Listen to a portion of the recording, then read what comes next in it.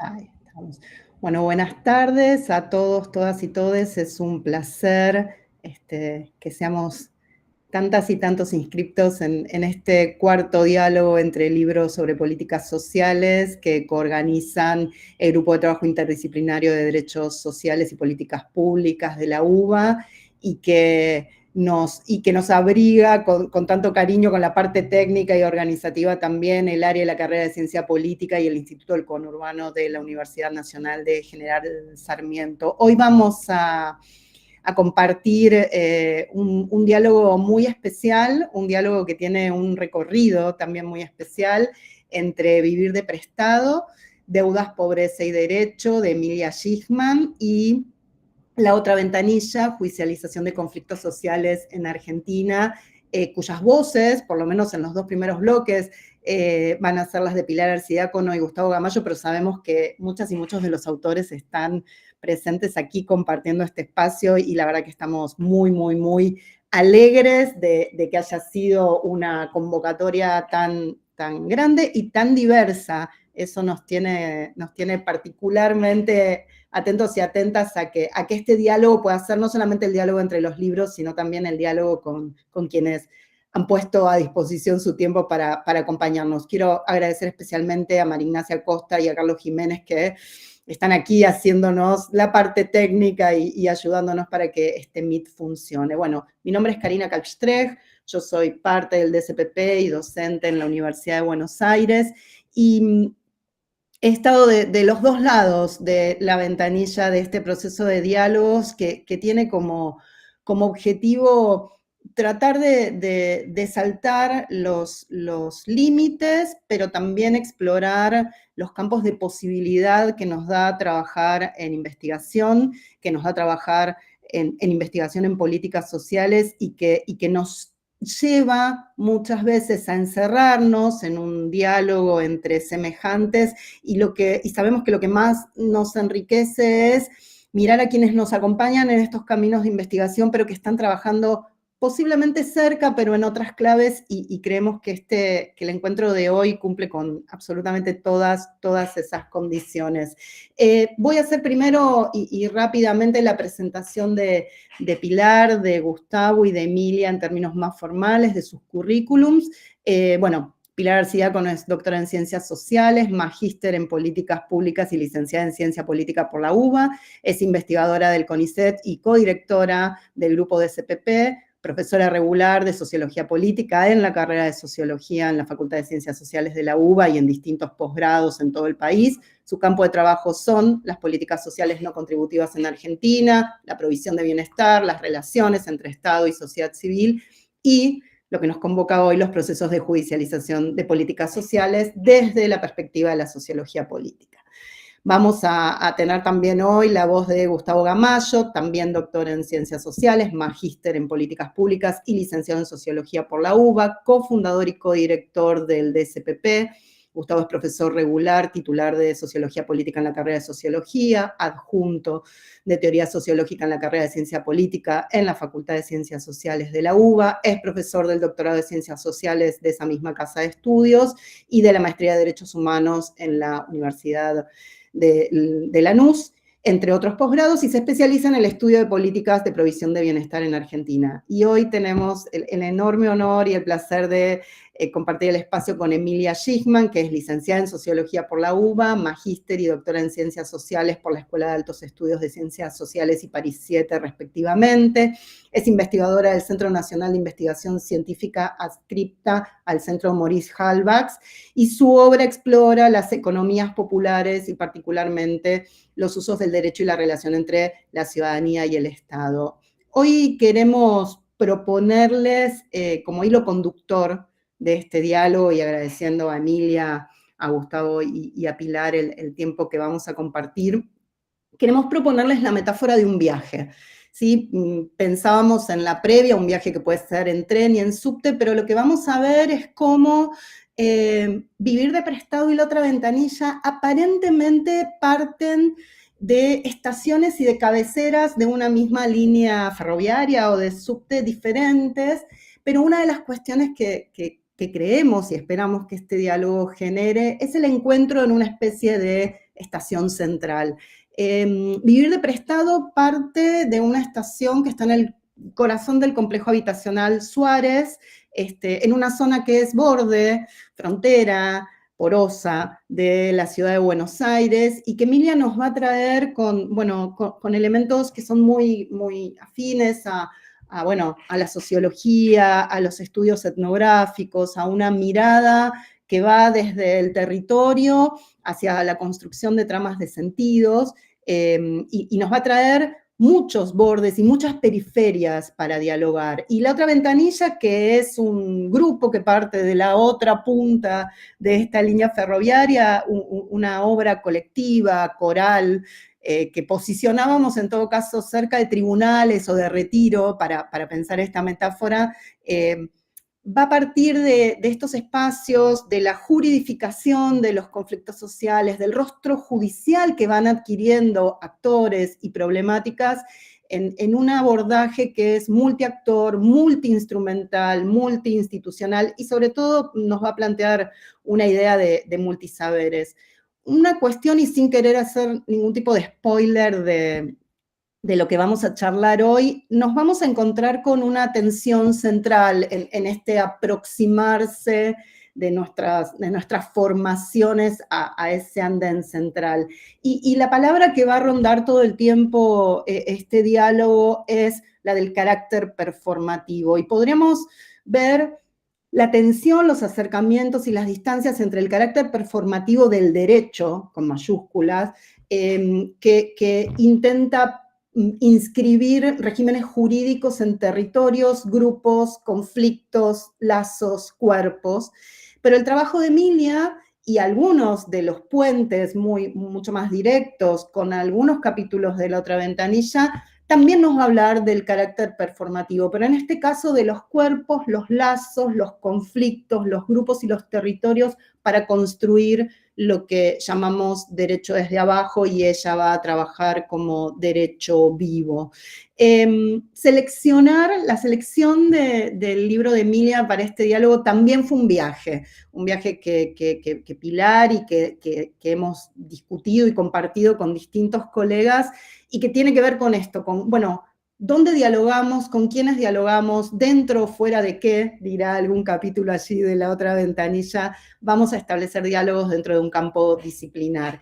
Y en Vivir de Prestado vamos a ver que esas líneas nos hablan de manera permanente del derecho vivo como un espacio de tejido, de construcción, de performatividad, de legalidad, decimos desde abajo, lejos de posicionarse en un espacio de, como dice Emilia hacia el final del libro, de populismo jurídico. Vamos a ver la vida en Suárez, que seguramente les va a resonar a muchos complejos habitacionales que conocemos, como una escena donde la deuda, el endeudamiento y los lazos que se construyen a partir de esta trama material y simbólica son una matriz de inteligibilidad de relaciones sociales que prácticamente, pero también como aspiración normativa, construyen un orden que no desdeña al derecho en general, pero que lo resignifica en el día a día de los hombres, mujeres, infancias, juventudes que habitan Suárez. Y allí vamos a encontrar una serie de figuras.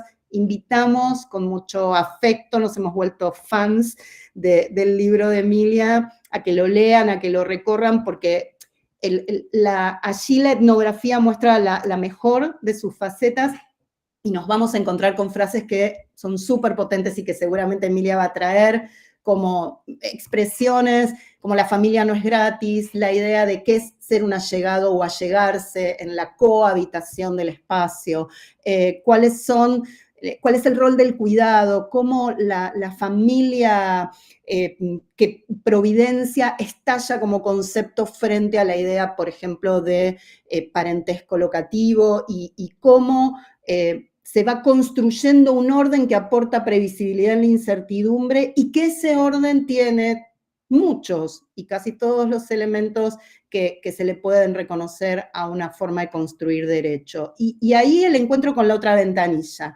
donde En este caso es la otra ventanilla judicial, pero en esa ventanilla vamos a encontrar a muchas y muchos de los protagonistas, sobre todo mujeres, pero muchos de los protagonistas de la vida en Suárez, que van con sus recursos materiales y simbólicos a ponerle el cuerpo, a poner las redes y a poner en tensión cómo los conflictos sociales, cómo los derechos conculcados pueden presentarse ante esta otra ventanilla, ante el actor judicial, y cómo se presiona y también se resiste desde la esfera judicial a su traducción en un problema que sea de atención de este actor estatal. Y ahí las problemáticas sociourbanas, ambientales, laborales y de género vuelven a mostrarnos muchas de las cosas que Emilia trabaja desde una mirada etnográfica como elementos necesarios para pensar este encuentro entre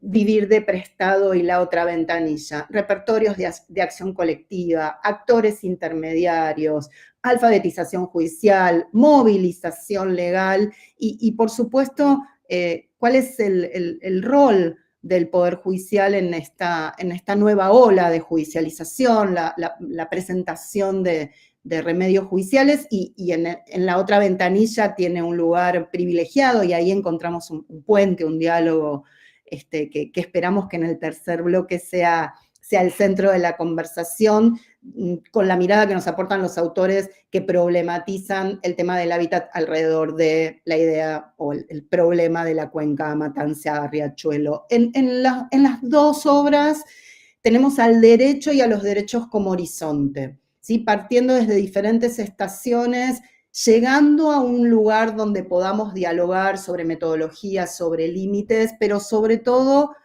a partir de esta idea que Emilia trajo en algún diálogo anterior de descolonizarnos del derecho. Los dos libros participan de este espíritu, partiendo de lugares diferentes, pero entendemos que encontrándose en un punto central que es pensar al Estado con rostro humano y al derecho con mayúscula en acción para ver cuál es su rol en la construcción de sociedades, bueno, más justas e inclusivas. Con algunos de estos elementos vamos a dar inicio, creo que con unos minutitos extra, al primer bloque que hemos denominado el punto de partida. Y la idea es que aquí, bueno, Pilar, Emilia, empecemos a presentarles a quienes nos acompañan en este viaje la cocina de las investigaciones, ¿sí? Y qué consideran allí relevante. Bueno, por supuesto, de las motivaciones y vacancias que impulsaron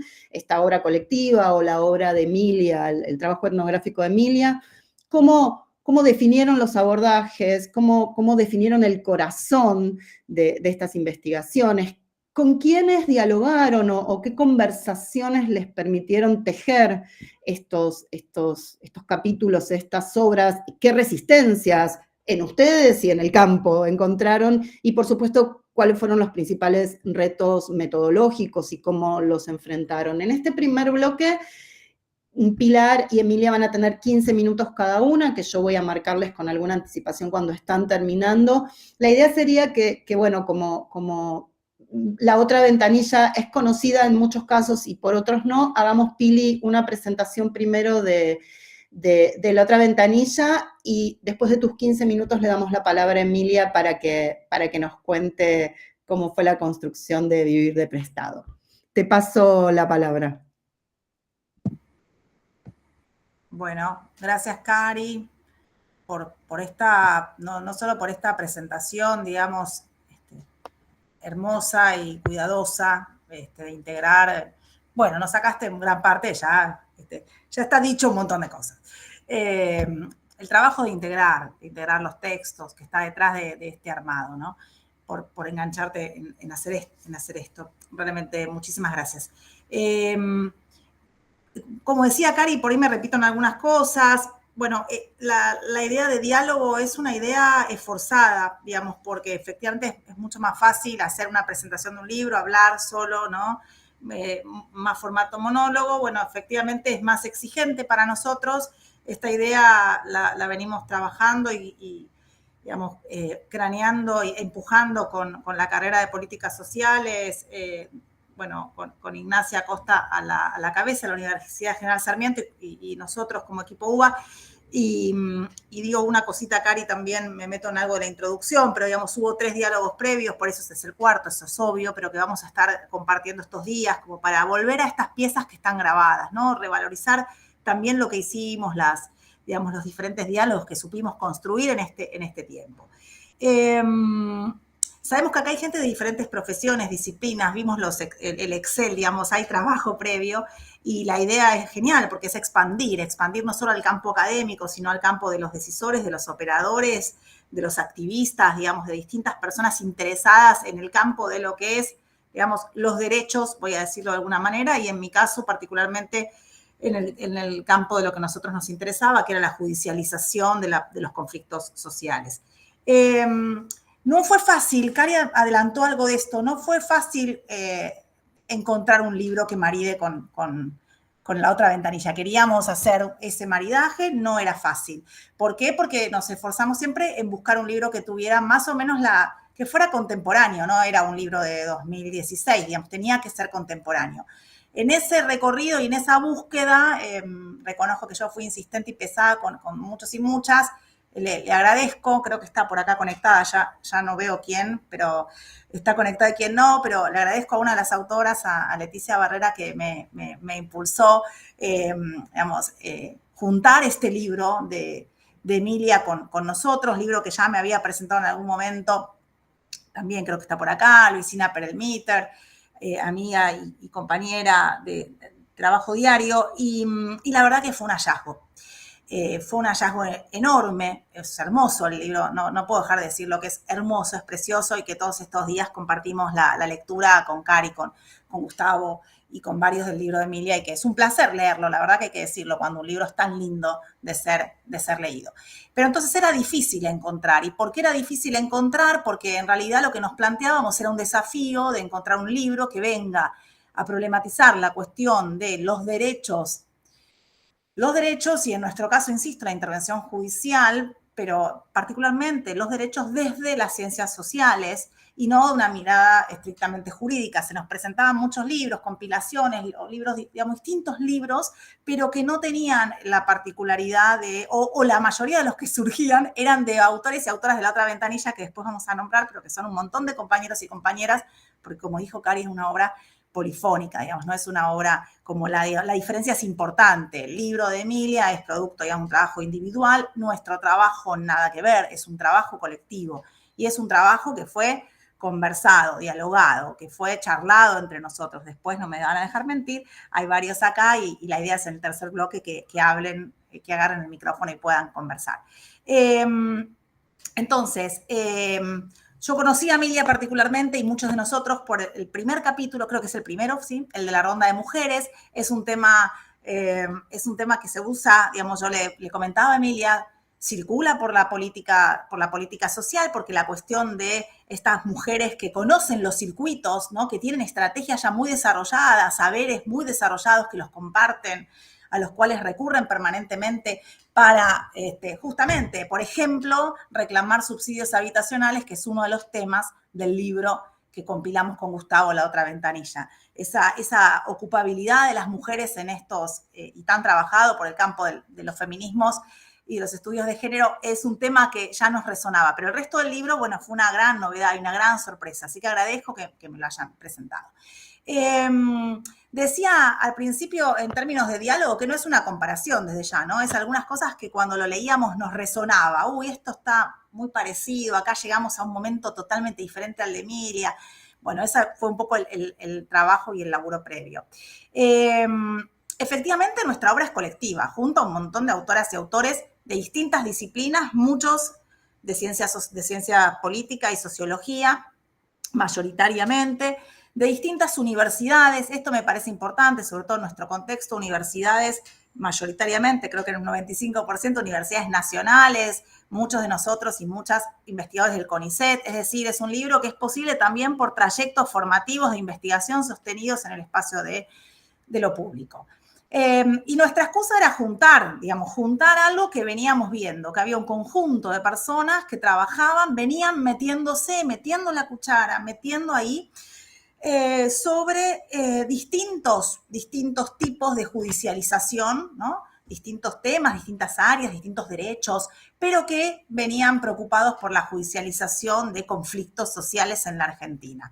Es decir, no personas que venían trabajando sobre la justicia o que trabajaban necesariamente sobre burocracia judicial, sino que tal vez es muy probable, y acá después lo podrán comentar, llegaron a este lugar, ¿no? Después de un recorrido digamos, en otro campo. A nosotros, por ejemplo, y pienso en nosotros, y estoy pensando en Gustavo, que escribimos juntos un capítulo del libro, llegamos a la judicialización a partir de la creciente intervención del Poder Judicial en el mundo de los subsidios de vivienda en la ciudad de Buenos Aires. Yo he llegado en otro momento a partir de la judicialización creciente que tiene el campo de la política social no contributiva, es decir, el mundo de los planes sociales, de las asignaciones, de las pensiones no contributivas. Es decir, llegamos porque el Poder Judicial avanza cada vez más en los diferentes campos que nosotros veníamos trabajando.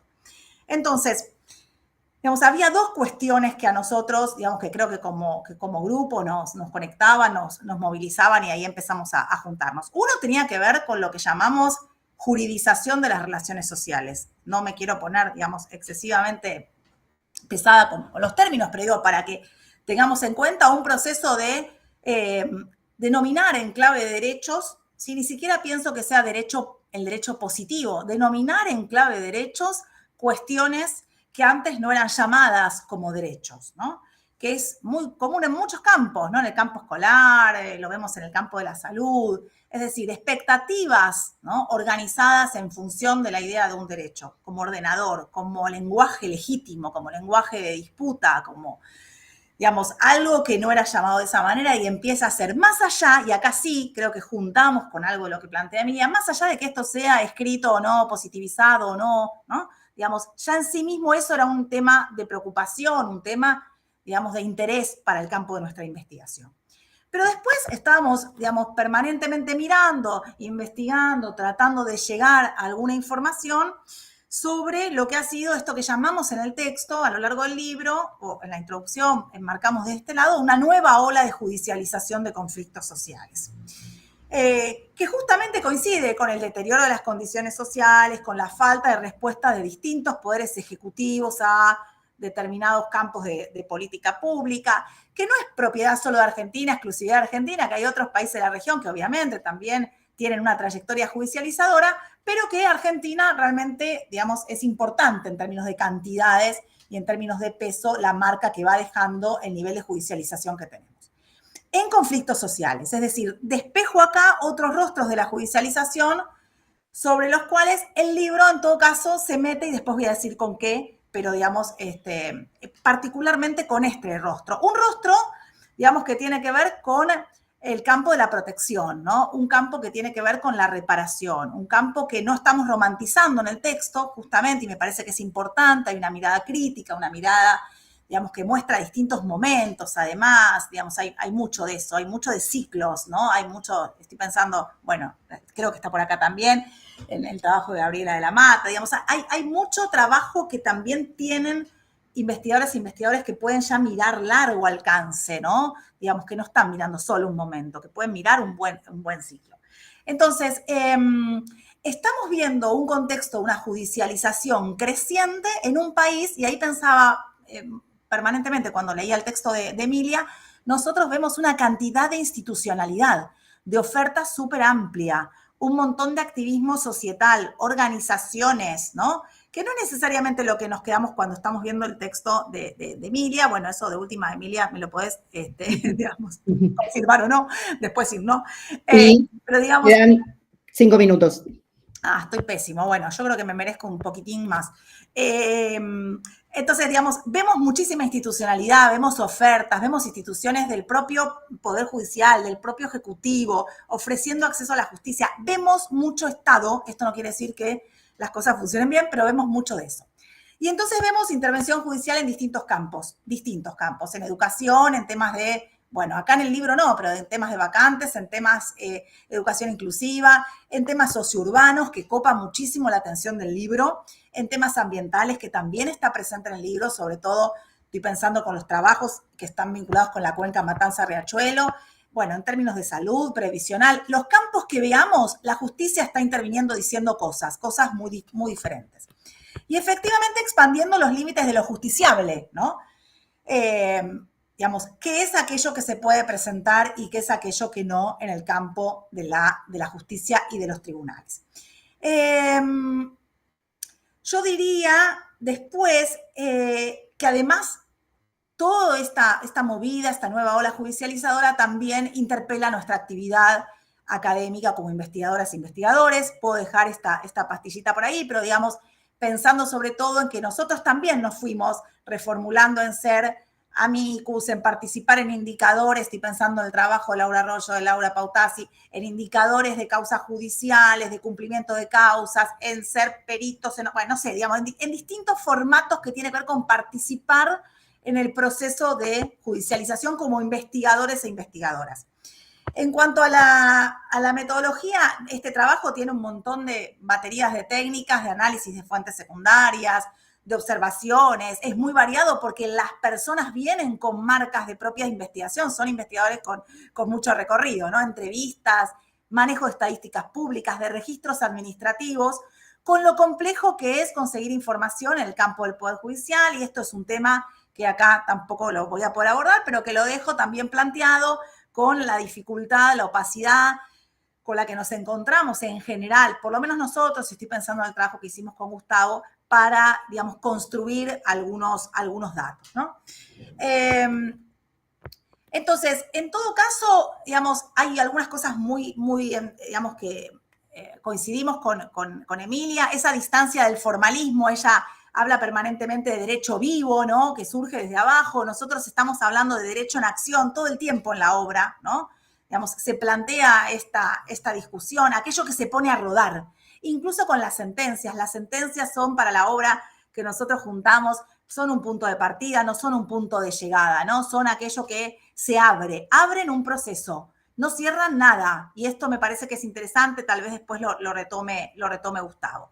Efectivamente, ella hace un zoom, ¿no? Hace un zoom en un espacio particular, en el complejo que ella llama Suárez, anonimizando el complejo.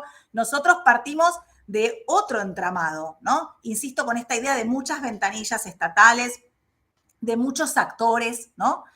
De una oferta muy despareja de acuerdo a los territorios. Una ciudad de Buenos Aires llena de estos actores y llena de oferta, y otros territorios, tal vez mucho menos desarrollados en términos de esa oferta institucional, nuevos personajes, nuevos tipos de abogados y de abogadas, ¿no? Nuevos perfiles, nuevos saberes que introducen el mundo de la judicialización de los conflictos sociales. Estoy pensando en la abogacía comunitaria, en la abogacía popular. Digamos, hay otro campo y otro mundo de saberes que se ponen ahí a rondar. Entonces, lejos de romantizar en el texto, insisto con esta idea, el rol del Poder Judicial, y ver también que en paralelo, creo que el texto de Cristina Cravino con Carla Feinstein lo muestran con claridad, digamos, lejos de pensar que, digamos, deja de operar el Poder Judicial en su rostro punitivo. La idea de mostrar ese rostro punitivo, sobre todo en los conflictos sociales que siguen operando permanentemente a la par de esta ampliación de un rostro de protección, la sumamos y la tratamos de consolidar con un proceso que también lideró en su momento Cari, coordinó, que fue un conversatorio que está colgado y que después podemos circular, que fue un conversatorio hermoso que transcribimos después con Silvia Gemureman, Sofía Tiscornia, María Felicitas Elías y Alcira Daroqui, para mostrar de qué manera, bueno, investigadoras, trabajadoras del Poder Judicial, habían ya pensado hace muchísimo tiempo, digamos, el rol en la justicia penal, ¿no? El rostro penal desde las ciencias sociales. Entonces digo, como para ir mostrando estos diferentes rostros y perfiles de la intervención del Poder Judicial. Nosotros acá tenemos casos individuales, estos casitos que suman uno a uno, pero también tenemos grandes casos colectivos, casos que son megacausas como la causa Mendoza, causa Matanza-Riachuelo. Yo sé que el texto de Emilia, ella lo dice textual, no entra la parte tribunal, no entra la parte tribunalicia, ¿no? Digamos, no hay nada. Nosotros efectivamente partimos de ese lugar, digamos, no partimos de ese lugar y vemos diferentes efectos en políticas públicas concretas, ¿no? En las formas de tomar decisión del Poder Judicial y el Poder Ejecutivo, en las formas de medir y de registrar. Bueno, ella también se detiene en estos impactos en la forma de registración, ¿no? Digamos, en la forma de registrar a las familias. Y esto es importante, digamos, de ir viendo cómo eso se teje. Para que Cari no me mate, dos cuestiones.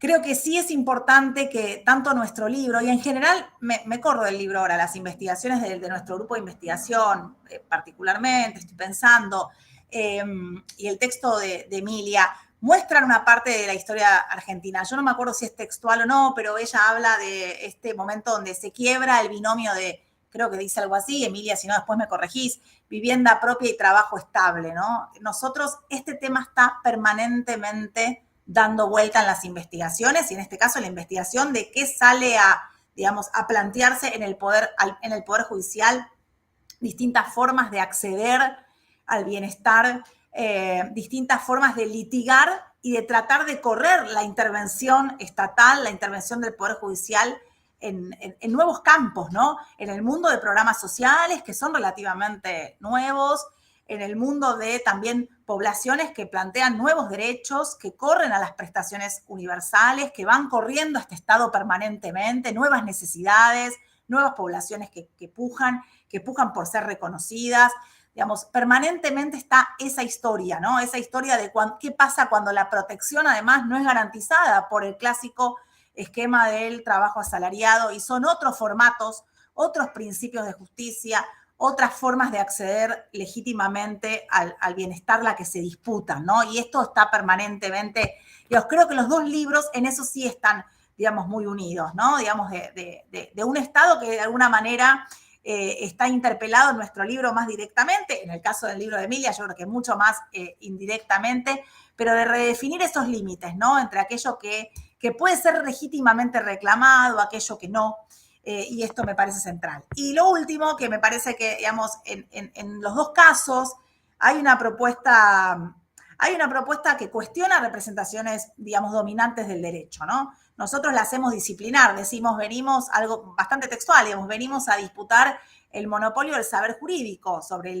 los derechos y la investigación sobre la justicia. Nosotros queremos con este libro que se abra una agenda de investigación, de alguna manera que esto se meta en los trayectos formativos de nuestras disciplinas, las cuales sabemos que todavía no está tan metido, ¿no? Entonces, es una disputa disciplinar, ¿no? Que discute de alguna manera, bueno, esta vacancia de lo que sería, y con esto termino, para nosotros, digo, para la otra ventanilla, el Poder Judicial, el poder menos estudiado en general por las ciencias sociales. Entonces, ahí hay un cuestionamiento y una necesidad para nosotros de seguir avanzando. Esto nada más abre, es un aporte, pero bueno, que junta una banda hermosa de gente que bueno, que a nosotros nos fue un placer enorme trabajar. Gracias, Cari. Después, cualquier cosa, vamos, compañeros y compañeras. Bueno, muchísimas gracias, Pili. Bueno, Emilia, hacemos 15 y te aviso y quedan 5, así equilibramos y después le robamos porque si no vos vas a tener que hablar de corrido. Bueno, dale, perfecto. Bueno, muchas gracias, hola a todas y a todos. Muchas gracias, Pilar, Karina y Gustavo, por la invitación a este diálogo. Y Cari, muchas gracias por tu generosa presentación y por tu lectura de mi libro. Bueno, como decía Pilar, efectivamente yo no trabajé sobre judicialización. El libro Vivir de Prestado no trata sobre tribunales, juzgados, sino sobre los usos del derecho en la vida cotidiana de un gran complejo habitacional, con la pregunta sobre el alcance de esos usos del derecho, qué efectos tienen y cómo en realidad esos usos reinventan el derecho con una D mayúscula, ¿no? El derecho escrito. Entonces, me parece que ahí está el punto de confluencia entre los dos libros, ¿no? Que cuestionan efectivamente la idea, que es la de la ciencia jurídica, según la cual el derecho se escribe y se produce en las instituciones y que se aplica de manera vertical de arriba hacia abajo. Y bueno, lo que yo quise mostrar es que no, que también se escribe, se dice, se habla desde abajo y que esas prácticas del derecho, esos usos, también tienen efectos en el derecho con la D mayúscula, ¿no? En el derecho escrito. Como me invitaron a empezar por el punto de partida en este viaje que propuso Cari, quería volver rápidamente sobre mi trayectoria porque me parece que explica un poco cuál es el abordaje que hice en este libro. Ahora van a entender por qué. Primero, bueno, yo me recibí en la UBA de licenciada en Sociología. Hice el ingreso en el 2001, o sea, en una Argentina atravesada por la crisis, donde la sociedad, como sabemos todos, tocaba fondo y se reinventaba de forma muy pragmática. Asambleas populares, que fábricas recuperadas, o sea, las experiencias de autoorganización eran incontables y eso orientó mi mirada. En ese momento, cuando había avanzado ya en la carrera, conseguí una beca para estudiar en Francia y empecé un trabajo de campo allá, en un barrio de vivienda social en la periferia de París. Y lo que hay que saber es que en esos barrios de vivienda social tener una vivienda es de una forma, para algunas personas, un lujo, porque si la situación familiar y económica no cambia, esa vivienda, ese contrato de alquiler, lo puede tener de por vida. Uno accede a la vivienda a través de un contrato de alquiler. La vivienda social no se organiza con acceso a la propiedad como en Argentina, sino que es de alquiler, pero es como una forma de propiedad social, como dice Castel, porque puede tener una duración de por vida. Y en ese trabajo de campo descubro el trabajo con los expedientes, con los archivos, y en los expedientes de los inquilinos descubro una cantidad de cartas impresionantes que los inquilinos enviaban al organismo gestor, al administrador. Y en esas cartas un doble movimiento aparece. Por una parte, descubro los arreglos informales entre inquilinos, subinquilinos, ocupantes sin títulos, bueno, todo un conjunto de estatus de ocupación por fuera del estatus de inquilino.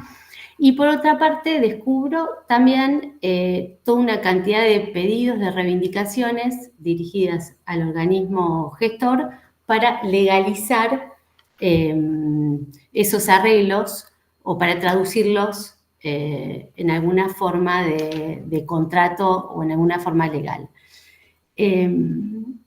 Entonces, bueno, ya ahí empiezo a interesarme en la cuestión del derecho y de la movilización legal, entre comillas. Y también me fijo, busco del lado de la jurisprudencia y me doy cuenta que algunas de esas demandas se transforman en litigios y llegan a los juzgados. Y algunos jueces toman en cuenta esos arreglos informales entre inquilinos, ocupantes, subinquilinos, sobre todo cuando esos arreglos toman la forma de lo que llamé un parentesco locativo, es decir, cuando mezclan relaciones afectivas, contractuales, etc.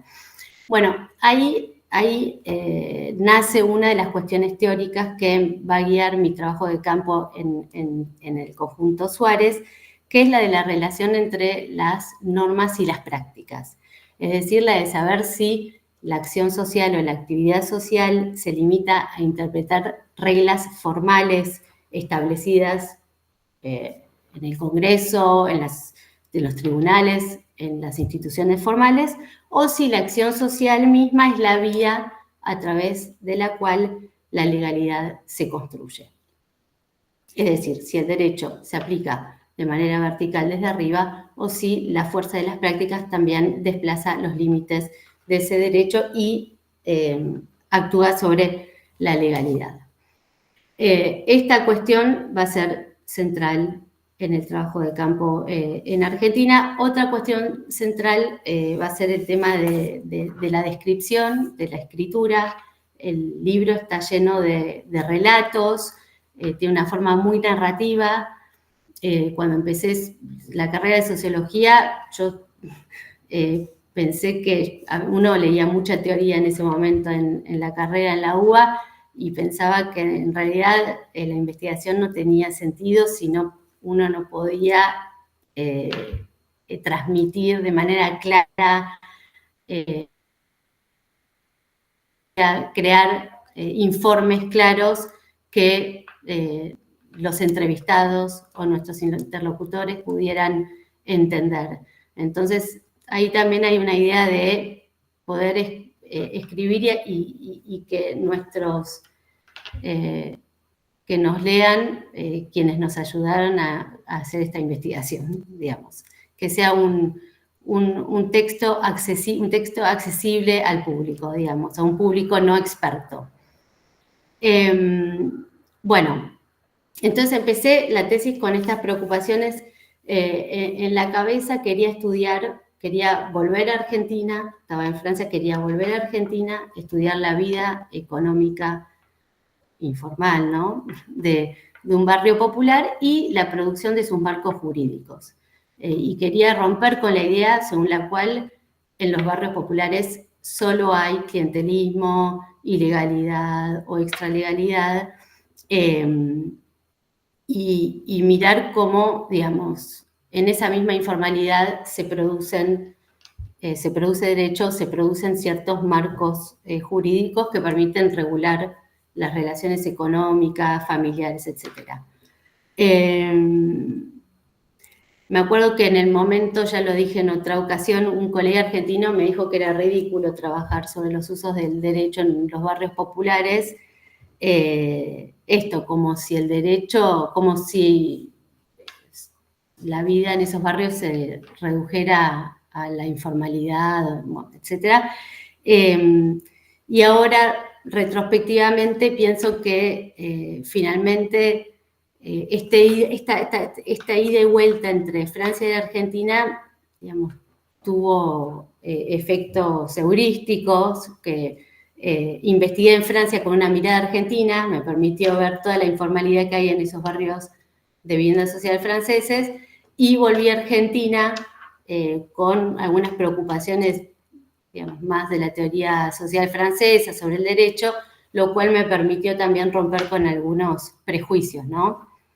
En ese momento, en el momento de empezar la tesis, también leí un artículo que fue fundamental para mí, un artículo de dos cientistas sociales, Pierre Lascum y Evelyn Cerveran, que se llama Le droit como activité social, el derecho como actividad social, sobre la sociología del derecho de Weber, en donde, bueno, los autores muestran que para Max Weber, las reglas son un marco de referencia para los actores y no son imperativos sancionados que determinan las conductas desde afuera. Son un conjunto de recursos, de motivos que orientan las conductas, pero no imperativos que se imponen desde arriba.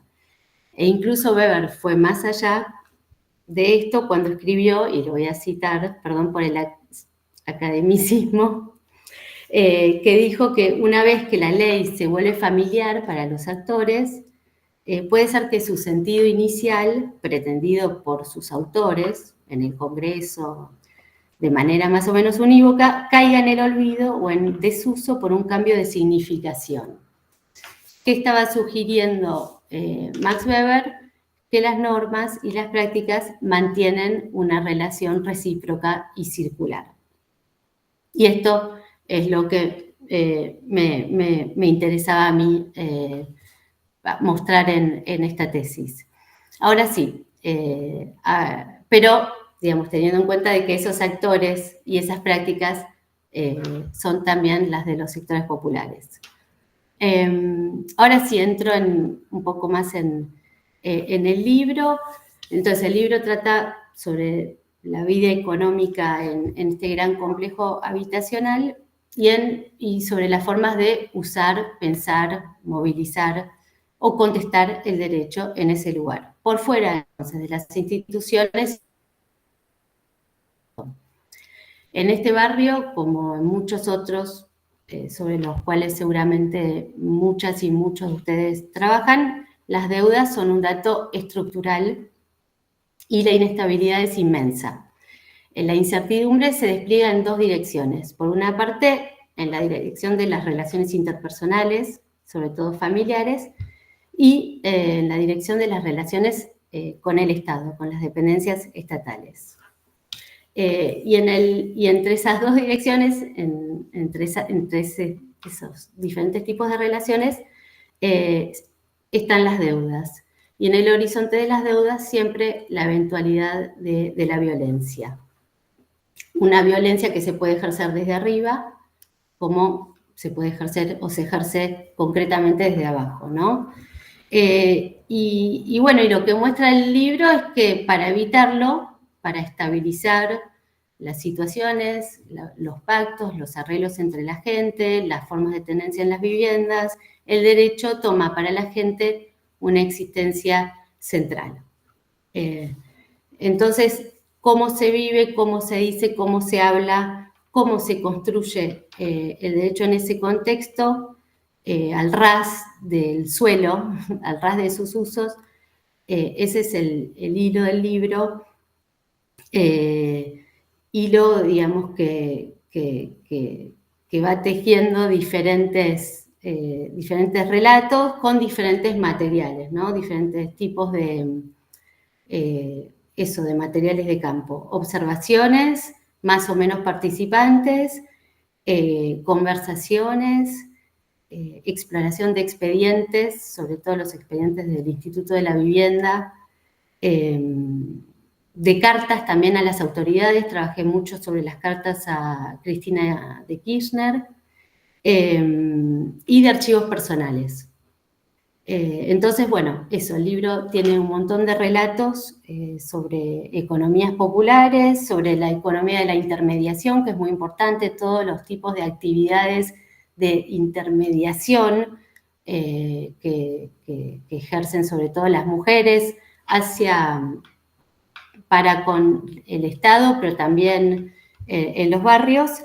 Y bueno, y tiene como protagonistas principales a las mujeres, aunque no tenga una perspectiva de género en particular, pero tiene como protagonistas principales a las mujeres, quienes están al frente de la gestión doméstica, de la autoorganización colectiva, de los comedores, los consorcios, etcétera, y también quienes están al frente de las relaciones con las ventanillas.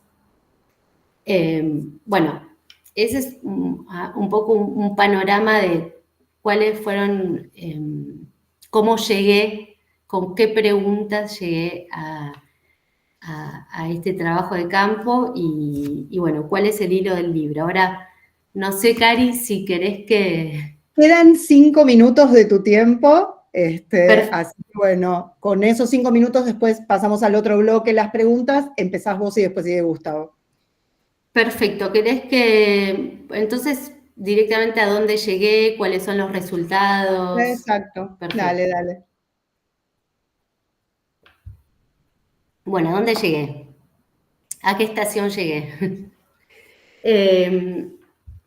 Primero, a identificar y a explorar 3 dimensiones muy relevantes de la vida en este barrio. 2, ya las mencioné. Una, la pluralidad de deudas, las cuales estructuran todas las relaciones. Deudas formales, deudas informales, chiquitas, grandes, de corta duración, deudas de por vida. Segunda dimensión, el trabajo sobre la legalidad, lo que yo llamé el trabajo sobre la legalidad a nivel individual y colectivo, cuyo objetivo es formalizar estabilizar los arreglos y los pactos entre la gente. Este trabajo sobre la legalidad se sitúa entre una forma de legitimidad interna, compartida o aceptada por los vecinos, por un grupo de vecinos, no por todos, y una legitimidad externa legal, ¿no? Entonces, este trabajo sobre la legalidad lo que busca es traducir esta legitimidad interna en una legitimidad legal, externa. Tercer elemento, que es el que me interesa en realidad subrayar acá, es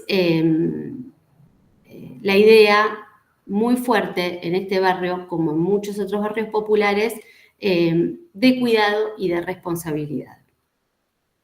Y sobre esta idea quiero detenerme, porque además es un tema que sigo trabajando, que estoy trabajando, el tema de la responsabilidad. El libro describe una cantidad de acciones que tienen que ver con la autoorganización de las mujeres para hacer funcionar los comedores, las economías domésticas, las estafetas, el correo del barrio y los consorcios. Son todas acciones que podríamos llamar reproductivas, ¿no? En el sentido de que garantizan o aseguran la continuidad de una persona, de la vida de una persona, de un servicio, de un edificio, en un mundo permanentemente amenazado por la discontinuidad. Por ello, la legitimidad de esas acciones de cuidado, de responsabilidad, es inmensa. Aseguran continuidad donde lo que domina es la discontinuidad. Y me parece que, o sea, ahora retrospectivamente, me parece que lo que el trabajo de campo muestra sobre todo es que el terreno de la responsabilidad, del cuidado hacia las cosas y hacia las personas, el terreno de la participación activa, es una vía a través de la cual se fabrica no solo la pertenencia a la comunidad territorial y o familiar, pero también una vía a través de la cual se consolidan derechos de uso y de sucesión sobre las viviendas. Entonces, esta idea me parece que es central, la idea de que es la responsabilidad la que es una base a partir de la cual se construyen los derechos. Por lo menos tal como los piensan la gente, ¿no? Uno de los momentos, por ejemplo, más significativos de mi trabajo de campo, Cari lo evocaba, fue cuando una entrevistada me dijo con resignación: la familia no es gratis. Esta mujer estaba alojada en casa de su madre, vivía de prestado, según la expresión comúnmente usada, y esta convivencia con su madre estaba atravesada de 1001 conflictos. Pero ¿cuál era el problema? El problema era que tenía que aportar recursos, favores, servicios al grupo conviviente para evitar o para mantenerse en el lugar.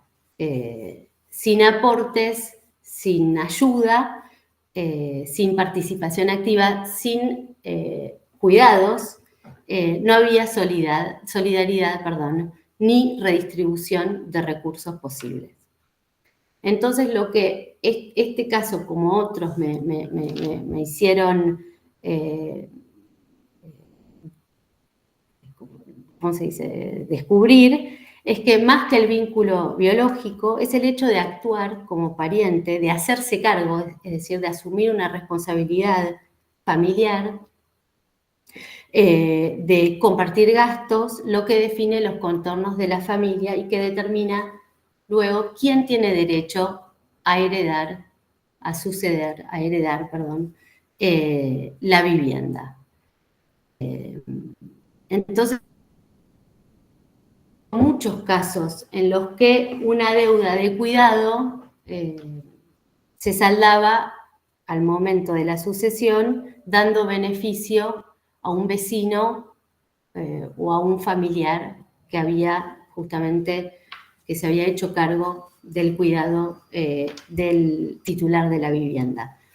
Y lo que me llamó la atención es que esto no era escandaloso para nadie, ni siquiera para las trabajadoras sociales, o sea, las personas mayores, los vecinos, las instituciones locales arbitraban entre dos normas concurrentes, dos normas jurídicas, acá nadie estaba inventando ningún derecho, entre la obligación legal de ayudar a un pariente en situación de necesidad y la sucesión familiar igualitaria del derecho civil.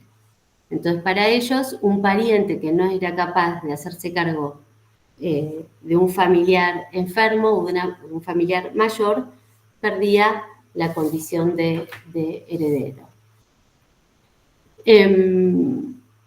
Otro de los capítulos centrales trata sobre la ocupación de las viviendas, ¿no? Y acá pasa algo parecido en relación al tema de la responsabilidad. No todo el mundo puede ocupar legítimamente una vivienda. La posesión legítima no es tampoco un asunto individual, es un asunto familiar, de vecinos y de pertenencia local, de pertenencia al barrio.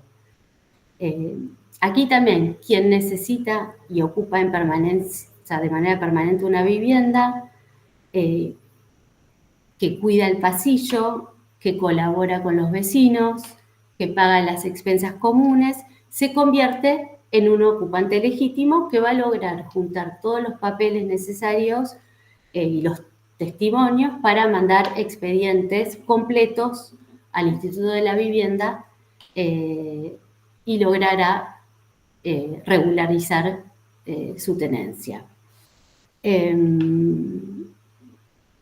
Entonces, el hecho de esto, ¿no? de hacerse cargo, de asumir una responsabilidad, lo que transforma el estatus de una persona, de ser un ocupante ilegal a un ocupante completamente legítimo que se va a transformar en propietario.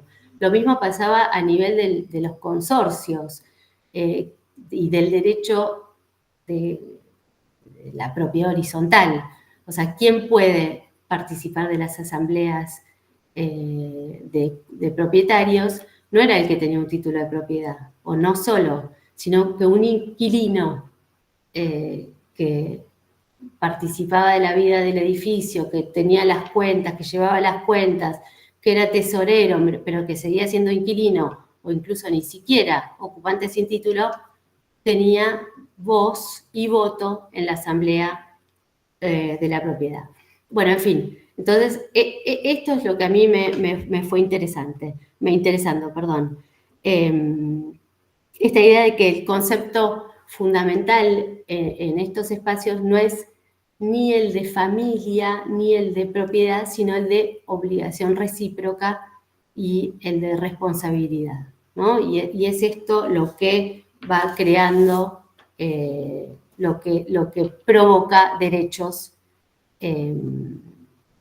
dentro de las familias, pero y también a nivel de la comunidad del barrio, ¿no? Emilia. 5 minutos. Sí, dale, así ya porque si no los tiramos a Gustavo. No, para terminar, entonces, quiero remarcar una cosa, que si bien todos y todas sabemos que la responsabilidad, el cuidado, el hacerse cargo, expone desigualmente a las personas y en particular a las mujeres a la pobreza, sabemos que las personas que tienen niños, niñas y personas a su cargo están más expuestas a la pobreza. Por otro lado, por lo menos dentro de la comunidad del barrio que yo estudié, estas acciones de cuidados, de responsabilidad, jerarquizan los vínculos, crean grupos de interés, redistribuyen los recursos y provoca esto, como decía antes, derechos, ¿no? Entonces, con el tiempo, aunque estos cuidados estén fuera de las formas familiares, fuera de un contrato, fuera de un título de propiedad, fuera de las normas administrativas, abren, generan o provocan nuevos espacios jurídicos.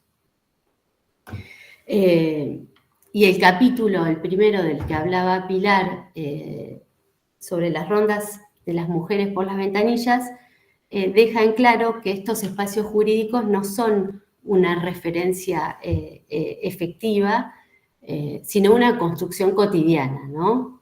El resultado de todo un trabajo, una movilización de las familias en los pasillos del barrio y del Estado.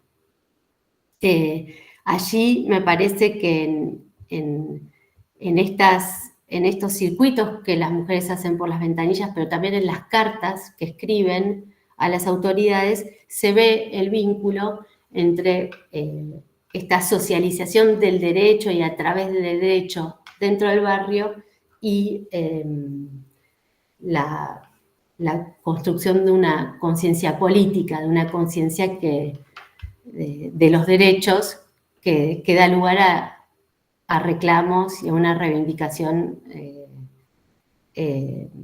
hacia las autoridades. Bueno, me parece que es todo, es lo que yo quería resaltar de este trabajo. Muchísimas gracias, Emilia. Insisto, escuchándola a Emilia, a mí me vuelven a dar ganas de revisitar algunos apartados del libro, de verdad. Esto es un pantallazo que van a encontrar cuando lo lean, que está trabajado con eso, con mucha urdimbre, con mucha descripción densa de la buena que nos gusta leer. Bueno, Gustavo, va a ser como un poquito más corto para que podamos habilitar el espacio de participación de quienes nos acompañan, que somos muchos y muchas y que tenemos el privilegio de tener autoras y autores de La Otra Ventanilla aquí. Retomo esto último que estaba trabajando Emilia respecto de vivir de prestado y ahora lo pasamos a La Otra Ventanilla. Bueno, el lugar de llegada de La Otra Ventanilla, Pili ya nos puso un poco desde dónde partimos. ¿Desde dónde retomarían hoy como compiladores, si hay que hacer avanzar los hallazgos a los que se alcanzaron, que se alcanzó con el libro en 2020? ¿Y qué resonancias te generó la lectura cruzada, la lectura desde La Otra Ventanilla de Vivir de Prestado?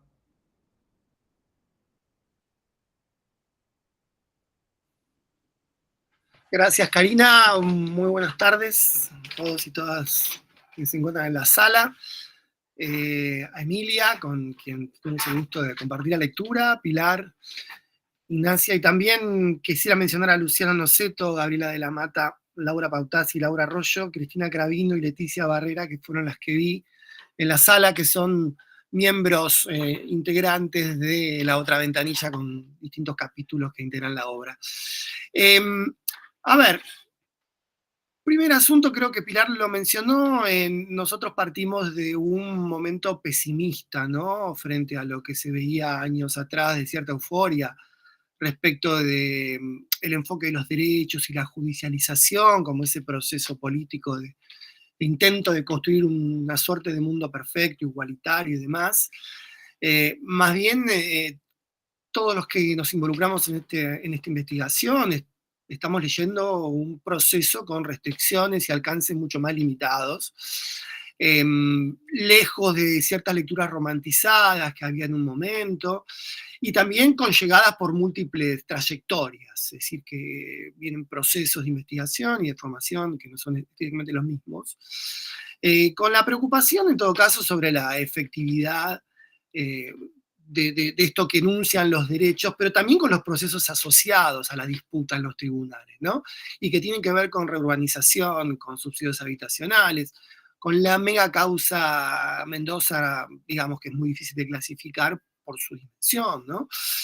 Protección de derechos a las mujeres, femicidios, disputas laborales, es decir, esa preocupación por el funcionamiento de esto que llamamos la otra ventanilla como una manera de llamar la atención respecto de lo que era efectivamente un lugar de nuevas disputas, no siempre bien visibilizado por la investigación. Encontramos, efectos contradictorios sobre los sectores populares, es decir, por una parte este nuevo posicionamiento de los sectores populares como demandantes de derechos, a diferencia de lo que encontramos, como ya mencionó Pilar, en el conversatorio sobre la lectura más tradicional de las ciencias sociales sobre el carácter punitivista del Poder Judicial, ¿no? Entonces, una primera cuestión tenía que ver con los sectores populares como reclamando contra el Estado y no siendo reclamados por, y también ciertos procesos de segmentación de la población al interior de ciertos territorios, ¿no? O de ciertas poblaciones asociadas con esas mismas demandas. Es decir, quienes obtuvieron patrocinio y quienes no lo obtuvieron, quienes tuvieron resultados positivos a sus demandas y quienes no, o inclusive quienes se vieron afectados, por ejemplo, por los nuevos usos del suelo, como es el caso del camino de Sirga en la causa Mendoza, ¿no? La disponibilidad de nuevos saberes y de nuevas retóricas vinculadas con estos saberes, asociadas con este mundo de lo judicial. Aparecen nuevas formas de sociabilidad política. Esto es interesante, es decir, entre actores de base, organizaciones, movimientos sociales vinculados con activistas, con miembros, digamos, oficiales de la justicia, es decir, defensores, jueces, fiscales, como se vio sobre todo en los conflictos por problemas urbanos y particularmente en las villas de la ciudad de Buenos Aires. Nuevos mecanismos de relacionamiento con los partidos políticos en la emergencia de estos nuevos procesos de mediación con el Estado que aparecía la agencia judicial. Es decir, toda esta movilización legal en los barrios populares que aparece en la lógica de acciones colectivas con nuevas herramientas, con un proceso de alfabetización jurídica, como un repertorio más disponible para estas acciones que habilitan estrategias y a su vez restringen prácticas, ¿no? Que es un poco la cuestión de introducir en el campo jurídico ciertas demandas. Y también algo que se vincula particularmente con lo que en algún punto aparece en el libro de Emilia y aparece también creo que en el capítulo de Cristina y de Carla, esta suerte de percepción diferente sobre el derecho y la agencia judicial de la población respecto de las organizaciones y los movimientos, ¿no? Esta cuestión de cierta desconfianza, no tan nítida como aparece en todo caso en esa mirada más positivamente valorada del mundo asociativo.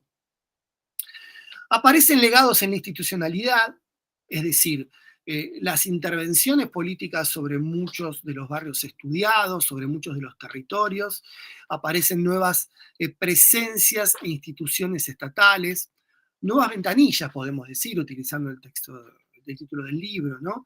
Y que en el caso de la mega causa Mendoza aparece con una expresión extraordinaria debido a la amplitud de esa nueva institucionalidad, ¿no? Se amplía ese objeto de estudio tanto como problema político, pero también como problema académico, es decir, como problema donde el objeto Estado ya no queda reducido simplemente al poder ejecutivo, y empieza a ser cada vez más necesario mirar esa agencia judicial, la proliferación de nuevas burocracias de calle, un tema que está muy en boga hoy en la sociología política, y también con cierta centro de gravedad en la ciudad de Buenos Aires, ¿no? Como un lugar de efectiva presencia de esta nueva judicialización y de esta nueva institucionalidad. La idea de los derechos en acción, también lo mencionó Pilar, la idea de un juego político que está abierto, que es complejo, que es ambivalente, que es controvertido, que se encuentra en desarrollo, donde sí aparece una fuerte transformación de la esfera pública, ¿no? Donde tribunales, operadores jurídicos ganan en presencia, y que tiene efectos también sobre los lenguajes políticos. Creo que Luciano sobre todo llama mucho la atención sobre esa cuestión, ¿no? Es decir, lejos de visiones formalistas y descontextualizadas, y también lejos de ciertas concepciones de la judicialización de la política como un fenómeno compacto y homogéneo, ¿no? Ya sea virtuoso, ya sea defectuoso, como algo que todavía hay que seguir mirando en cuanto a su configuración en tanto objeto, ¿no? Otro asunto importante, nuevos perfiles profesionales al interior del mundo jurídico, que también aparece no solo en la obra, sino en algunos trabajos bueno, Andrés Yara, no lo mencioné y está presente, disculpa Andrés, estaba pensando en un trabajo de él también, ¿no? Donde aparece la utilización del derecho en formas estratégicas y creativas distintas, donde empiezan a borronearse los límites entre burocracia judicial y el activismo social, donde aparecen nuevos entramados afectivos en estos encuentros burocráticos, y de la mano, insisto, de esta nueva institucionalidad que se va desarrollando a través de cómo empuja este proceso de judicialización. El caso de la causa Mendoza, bueno, es muy difícil insisto, es un caso único desde el punto de vista jurídico y es un caso único desde el punto de vista metodológico. Si no hay nada parecido que uno pueda encontrar, ¿no? Entonces, esto ha dado, y de hecho son 5 capítulos, si no me equivoco, del libro que tienen como eje de análisis la causa, una enorme productividad académica y una enorme productividad sociojurídica de amplio alcance, donde todos los efectos mencionados que recién señalaba aparecen en distintas dimensiones de esa causa, en el cual uno puede agregar una cosa más que también está mencionada tanto por las investigaciones como por algunos comentarios en relación con las presentaciones diversas que hicimos del libro, el tema del tiempo, ¿no? La cuestión de la prolongación en el tiempo de ciertos fenómenos en los cuales, en el caso de la causa Mendoza, por ejemplo, que ya tiene, ¿cuánto? 13, 14 años, 2011, ¿verdad? Y en todos los procesos que se han visto en los casos de las villas, como examina Gabriela, o en el caso de los subsidios que nosotros vemos también, la cuestión del estiramiento del tiempo de una manera extraordinaria es un efecto que también es importante, digamos, analizar en términos de que la resolución de los conflictos más bien implica una suerte de suspensión de efectos a lo largo del tiempo y que no se terminan de resolver. El libro plantea una suerte de agenda de investigación de lo que se venía trabajando y que anuncia también posibilidades de cuestiones a seguir revisando, en el cual creemos que hay un punto importante que es el cuestionamiento de ciertas, llamémosle, ontologías binarias, ¿no? Entre política y justicia, entre politización y judicialización, perdón. Hay varios de los trabajos que abordan esa problematización, ¿no? Esa suerte de diálogos entre poderes del Estado que van produciendo y reconduciendo la política estatal en distintos momentos. Es decir, un fenómeno que podríamos llamarlo como multiactoral, conflictivo, en el cual más bien se repolitizan esas disputas judicializadas de los conflictos sociales antes que despolitizarlas, que fue como un gran asunto que hubo en algunos momentos respecto de estas discusiones. Problemas de información, sí. 5 minutos. 4:12, tengo anotado. 5 te damos. Importantes, hay sobre todo el capítulo de Laura Arroyo y Laura Pautazzi que analizan un poco ese problema, ¿no? La ausencia de disponibilidad, la opacidad, la falta de producción, es decir, donde por un lado para la investigación es un problema, pero el propio desarrollo de las acciones de la política, tanto de la acción judicial como de la política como tal, llaman la atención. Y una cuestión que nos planteaba en uno de los conversatorios que hicimos sobre el libro, Antonio Azuela, que él planteaba esta idea de la ruptura de la unidad disciplinaria del derecho, ¿no? La necesidad de que el derecho sea... La cuestión es curiosa, porque de una parte las ciencias sociales o la sociología en particular se han ocupado del derecho desde los clásicos para acá, ¿no? nunca le han esquivado el asunto. Sin embargo, institucionalmente las casas de estudio de la sociología se han desentendido del derecho y han sido más bien la Facultad de Derecho la que se ha ocupado de tal asunto, desde la cuestión de la sociología jurídica y demás. Y aquí hay una cuestión de una, tal vez, disputa de campo y también necesidad de plantearlo en términos de una cuestión de la enseñanza de nuestras disciplinas, donde esto tiene que integrar de manera mucho más plena los programas de trabajo, los programas de estudio, porque las ciencias sociales, la pregunta es si están preparadas para analizar esto. Creo que la pregunta no es eso, más bien la pregunta es si las ciencias sociales se disponen a hacerlo, porque, digamos, herramental teórico, metodológico y conceptual sobra, ¿no?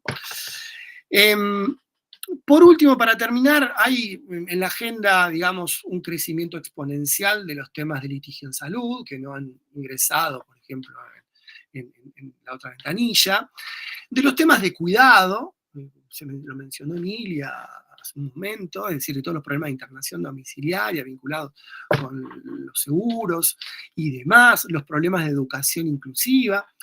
Algunos nos decían, bueno, también hay que salir del tema metropolitano y todo el fenómeno de agroquímicos, que también aparece en una agenda de investigación sobre estos asuntos. Y por último quería mencionar en relación con la lectura del libro de Emilia. Para mí fue en primer lugar un enorme placer, ha sido una grandísima inversión de tiempo, me encantó el libro, me encantó lo que propone y lo que provoca. Me hubiera encantado leerlo antes de nuestro cierre, porque nos hubiera ayudado, sobre todo, a mejorar la introducción al libro.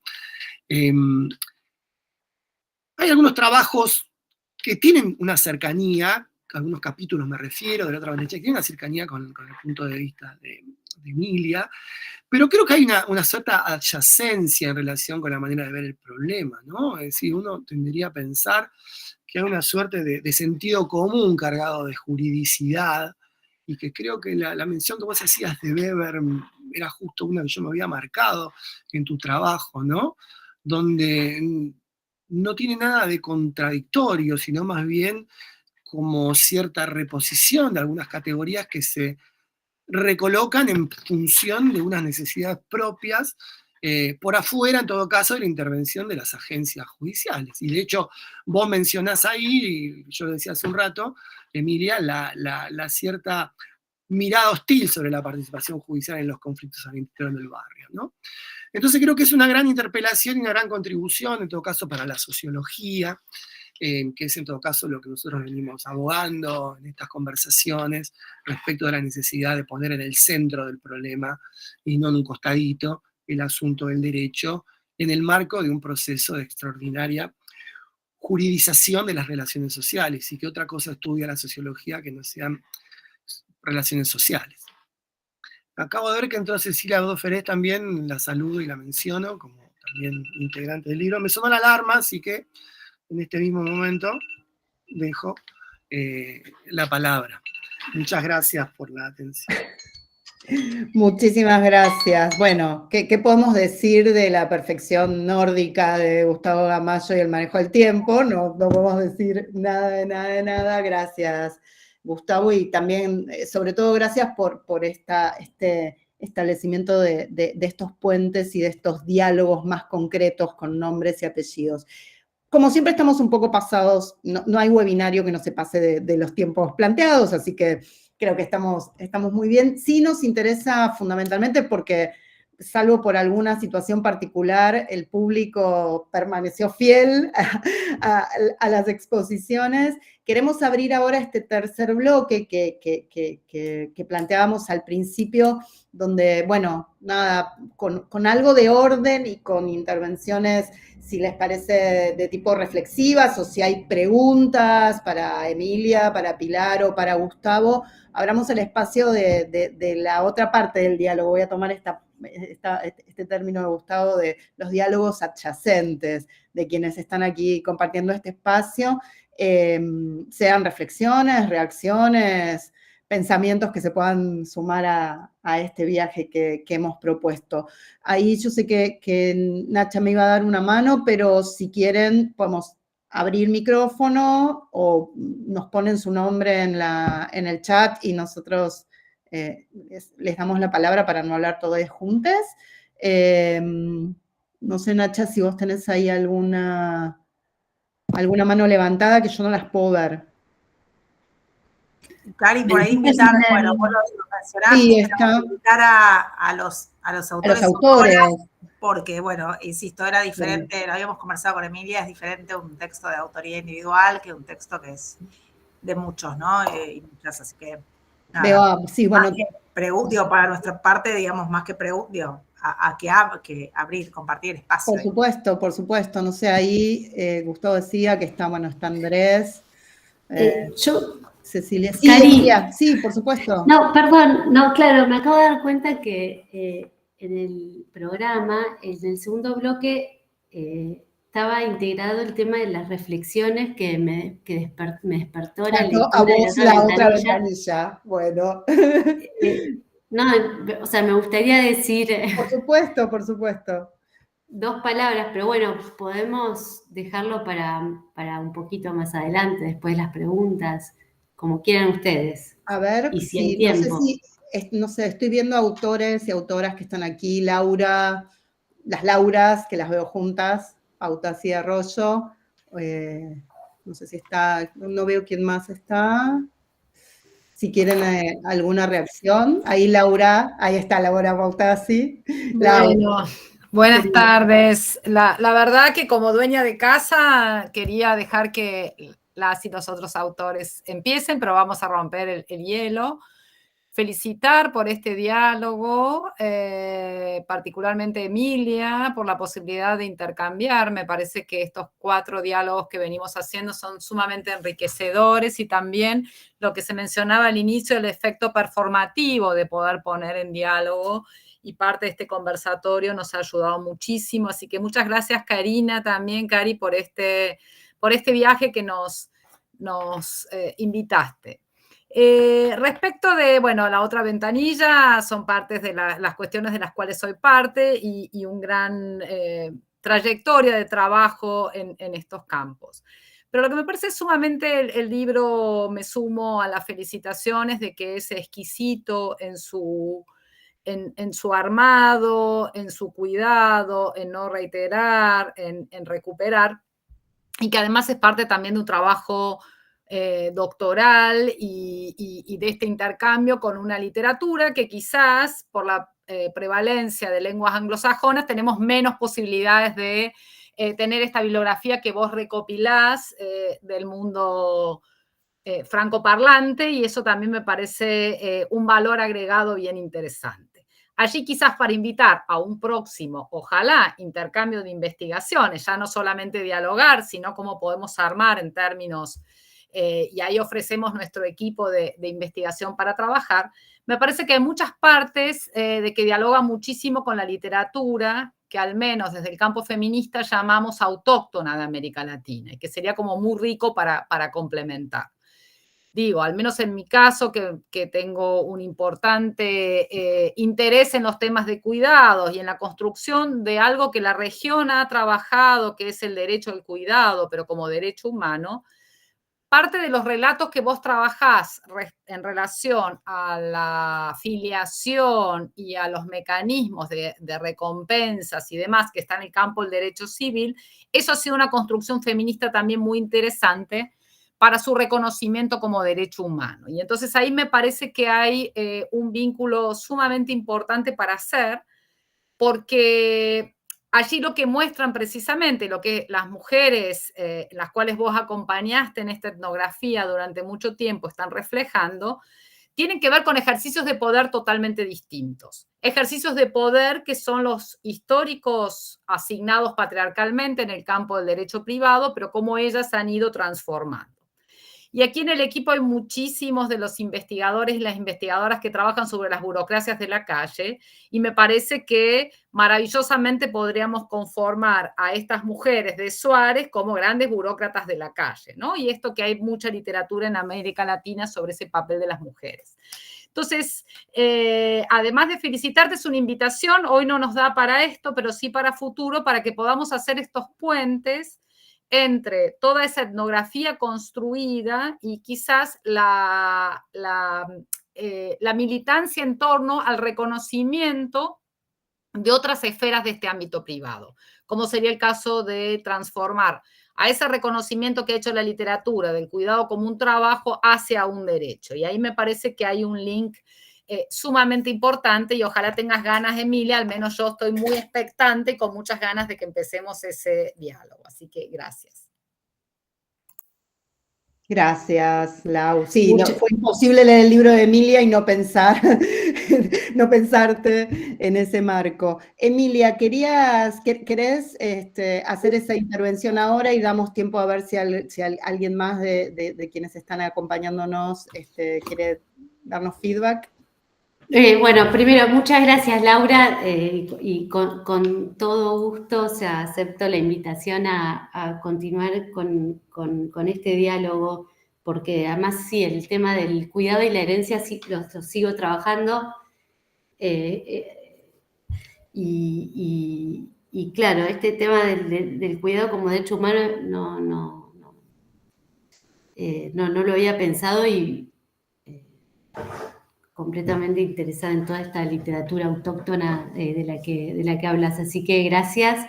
Sí, respecto al libro, bueno, primero decir que me encantó descubrir a un montón de autoras y autores que no conocía, y también el tema, porque muchas veces escuché hablar de la judicialización, leí un par de cosas también acá, pero no había entrado, digamos, no conozco bien esta, digamos, la literatura, la problematización del tema que se hizo en Argentina. Recordar mucho a un tema de algo que yo había pasado por alto en Soldati, porque, en fin, en el barrio donde yo trabajé, porque no sabía cómo tomarlo, igual ya era demasiado, es que hubo un caso en el que ciertas vecinas, o sea, había una ley que obligaba al gobierno de la ciudad a intervenir en los edificios que se estaban derrumbando, y ciertas vecinas, digamos, se pusieron la camiseta del activismo para llevar adelante, digamos, una causa, llevar este tema a la justicia. Fue imposible lograr un consenso, imposible lograr en esos edificios un acuerdo para armar una causa colectiva. Y esto, bueno, en su momento yo pensé que, digamos, los intereses eran realmente muy contradictorios, había diferentes formas de tenencia, lo cual hacía que algunos tuvieran más interés, más o menos miedo a relacionarse a entrar a una causa judicial. Y me surgió ahora, leyendo el libro de ustedes, el tema o sea, la cuestión, si la relación con el derecho, la movilización del derecho, si es realmente, si la relación con el derecho es la misma para todos. O sea, y la pregunta sobre cuáles son en realidad las condiciones para entrar en una relación con la justicia, o cómo, digamos, ciertas situaciones, ciertos estatus, ciertas, no sé, ciertas características sociales son como una palanca o un obstáculo para ir a la justicia, sostener un litigio en el tiempo. ¿Cuáles son los criterios que permiten? Y no se trata solo del patrocinio jurídico, me parece, ¿no? Incluso no todos ni todas las personas, ¿no?, pueden o llegan a acceder a un patrocinio, no porque no estén disponibles los abogados, las abogadas, sino porque tal vez hay experiencias previas o situaciones que, ¿no?, les impidan o que eso, sean un obstáculo para. Bueno, esa era la pregunta que tenía, era esto, sobre cómo varían las relaciones con la justicia en esos barrios, ¿no? En función de qué es lo que ustedes pudieron notar, observar, ¿no? Bueno, eso para mí es un tema realmente, bueno, eso, muy, muy importante. El otro segundo tema que leí, bueno, también con mucho interés, el conversatorio. El conversatorio. Me pareció que esta preocupación que expresa Silvia Wemerman sobre si el sistema jurídico es realmente el lugar para resolver conflictos sociales. No, o sea, esta preocupación que expresa me parece importante. O sea, yo leyéndolos a ustedes me preguntaba, tal vez es una pregunta tonta, pero ¿es un signo de buena salud democrática tener que llegar a los tribunales para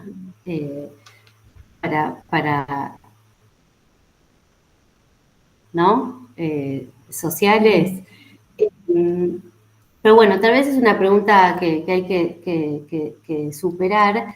Y la que viene después, que me parece realmente mucho más interesante y que se la preguntan muchos de ustedes, es sobre si la judicialización permite a los actores ganar en conciencia de derechos y en conciencia política. Pienso en lo que ustedes plantean, Gustavo y Pilar, o en el capítulo de Gabriela, de la Mata.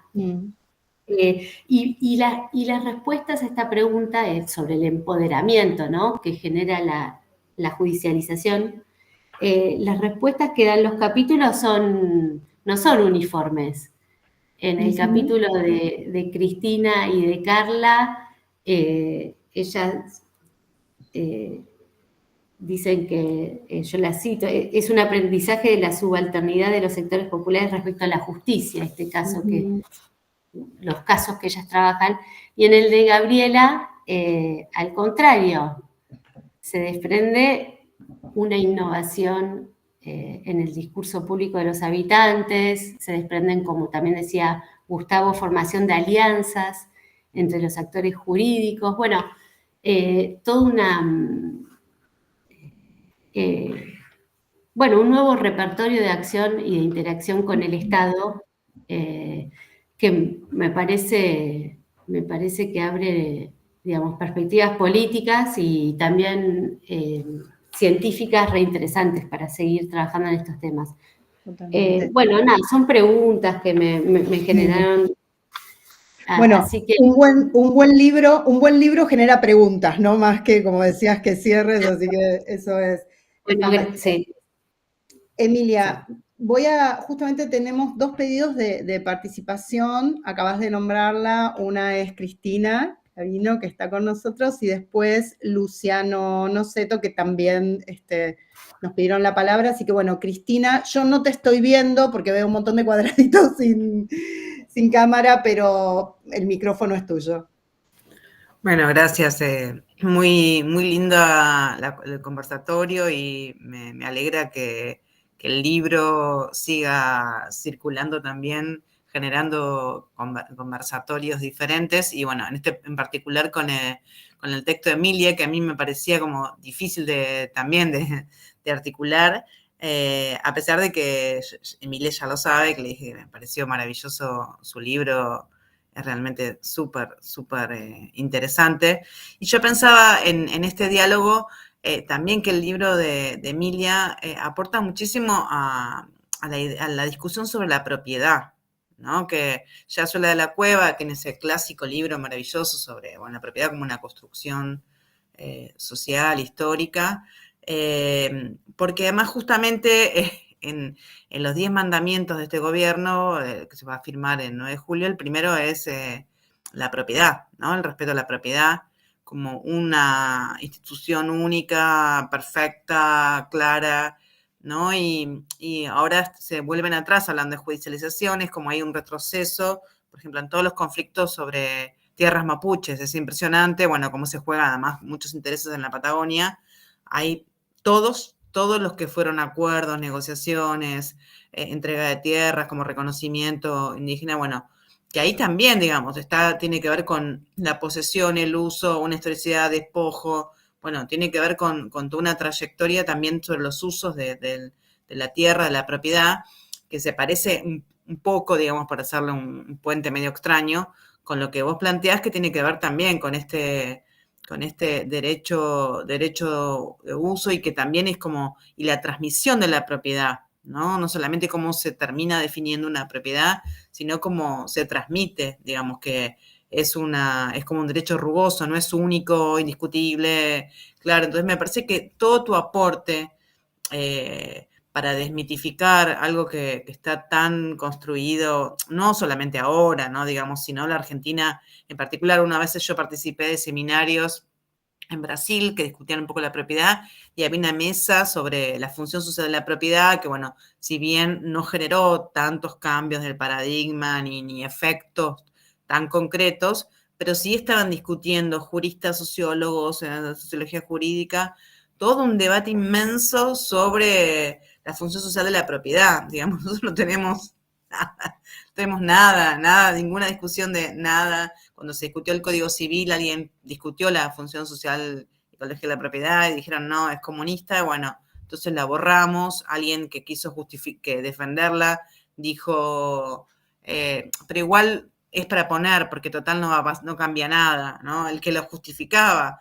Bueno, entonces, bueno, todas estas cosas, y me parece que es como también tiene otra lectura que tiene que ver esto como la propiedad se amasa, se construye con el tiempo, la transmisión es bastante efímera porque hay que merecer esa transmisión. Bueno, me parece que todo ese aporte es muy, muy interesante del libro, ¿no? Y ahí también, de vuelta, como ahí dialogan, entonces también, digamos, cuestionando nuestras miradas más canónicas sobre el derecho, ¿no? Me parece que además, por supuesto, es lo que un poco el puente sería ese, aunque no, era un tren, perdón. Y me parece que digo que el libro tiene toda esa lectura que me parece que abre maravillosamente algo que nos vamos a tener que, estamos volviendo 20 casilleros, pero bueno, desde las ciencias sociales discutir, ¿no? Gracias, Cristina. Luciano, y si querés, después hacemos si hay algún comentario, alguna reacción mínima y cerramos para que podamos cumplir con algún tiempo. Luciano, que tampoco te veo. Si me escuchás... Ahí te escucho, ahí está. Te agradezco, si no me escuchás, no te agradezco. Bueno, sí. Re contento de volver a conversar por un lado, bueno, sobre el libro que coordinaron Pilar y Gustavo, y por otro lado, escuchar la presentación preciosa de Emilia, de un libro que me voy reinteresado de darle una leída. Solo para honrar la invitación, hago un comentario que implica, bueno, cierta disonancia en términos del registro, pero que tiene que ver con algo que mencionó Emilia, que tenía que ver con el carácter como de esto, casi indignante, que resultaba para un colega suyo el hecho de ir a buscar derecho en un barrio, en Soldati, digamos, ¿no? Cuando, si no entendí mal la anécdota que refirió, bueno, el barrio, un barrio popular, bueno, yo viví toda mi infancia a unas 20 cuadras de ahí. Así que, pero bueno, un barrio de esos es el barrio de la informalidad, digamos, ¿no? Y si uno quiere hablar del derecho, de producción normativa, bueno, tiene que buscarlo en otras alturas. Yo no sé en qué medida, digamos, activar una reflexión que identifique los modos de la productividad justicia y de derecho, desde lo capilar, desde lo territorial, más que una novedad, no vuelve sobre un dato permanente que en un momento olvidamos. Yo estaba recordando, y perdónenme, acá viene el pedido de disculpa, las reflexiones de Foucault sobre el Estado absolutista francés, donde unos monarcas se dedicaban a poner preso hasta el último cura párroco de pueblo, de mano larga, y lo que hacía Foucault era reconstruir todo el registro documental de las lettres de Cayet, que daban cuenta de que eran los mismos vecinos de esa parroquia los que enviaban una carta al soberano denunciando toda una serie de situaciones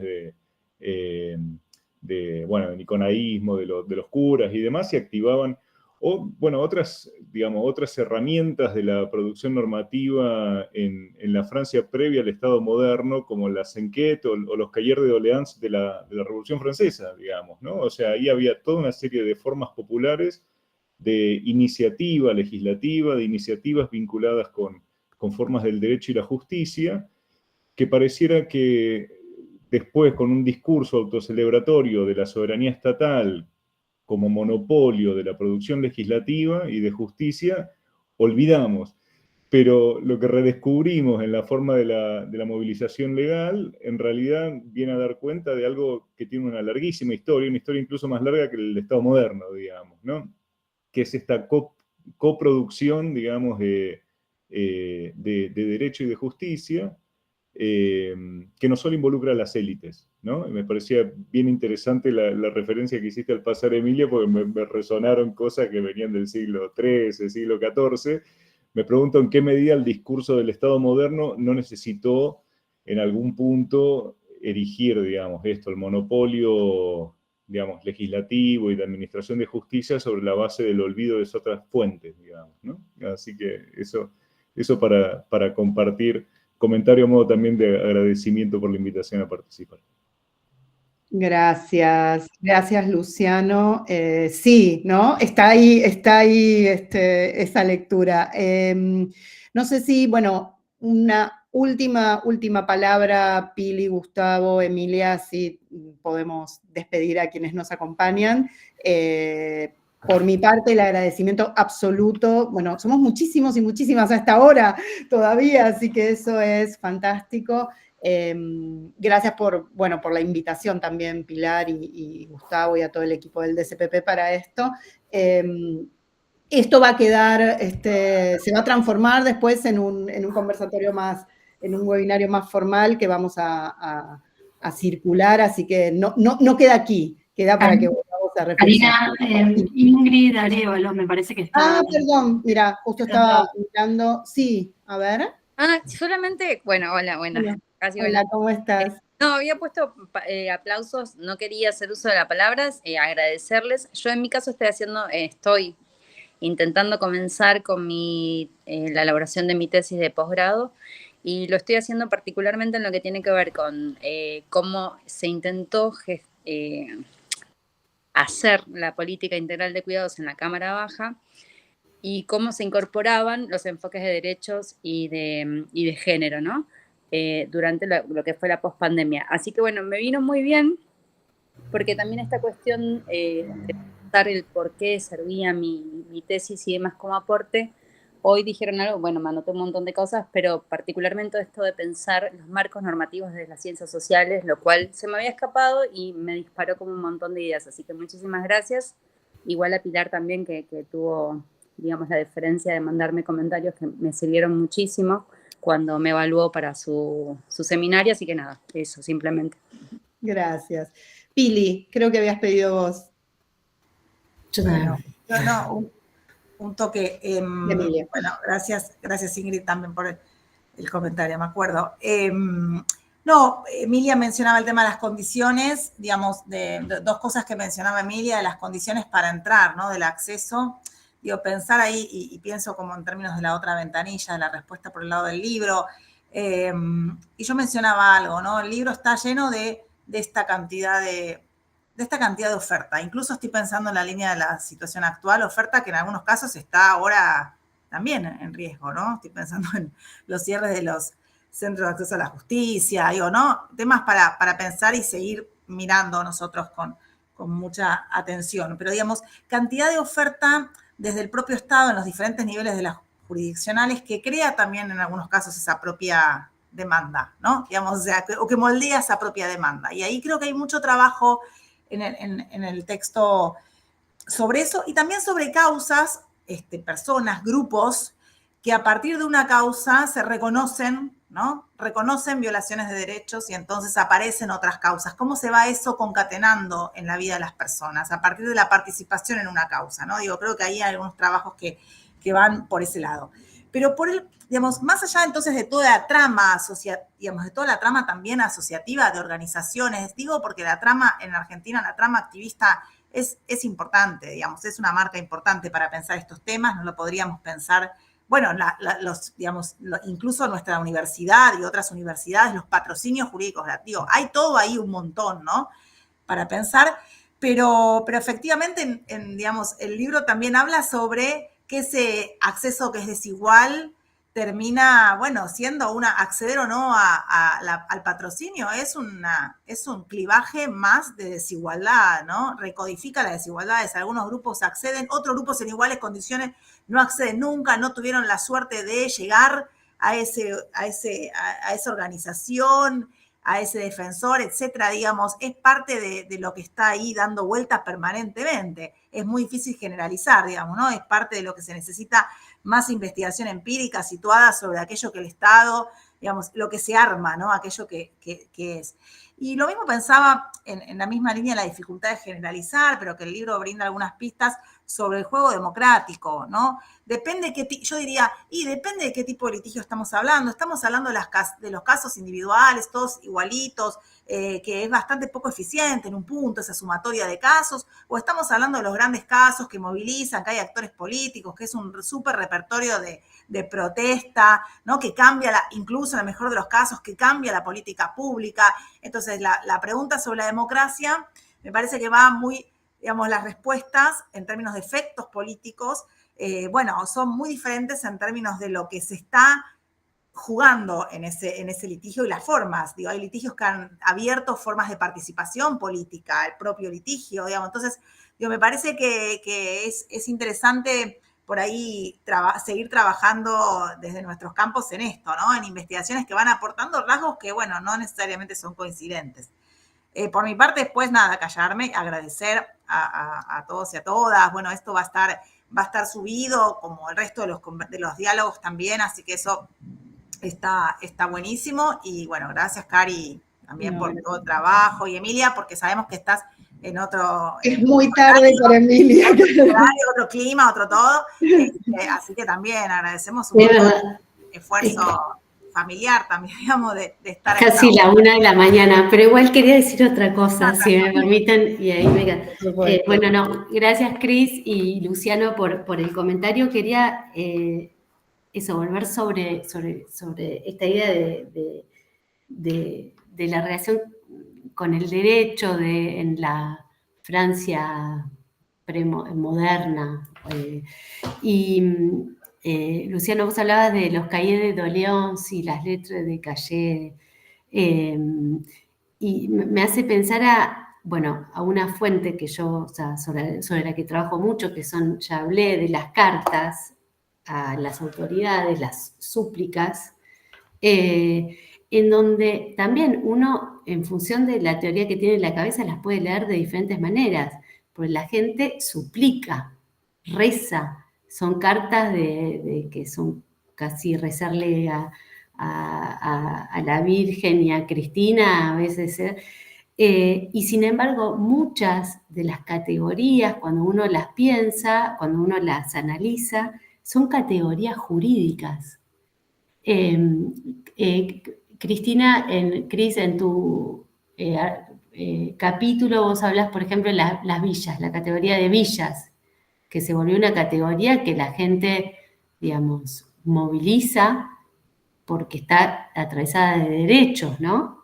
La categoría de pobres. Hay un montón de categorías que aparecen en esas cartas que no son categorías que describen, como dice la historiadora Simona Cerruti, no son categorías que describen una situación social, sino categorías que describen o que, digamos, que son jurídicas, que describen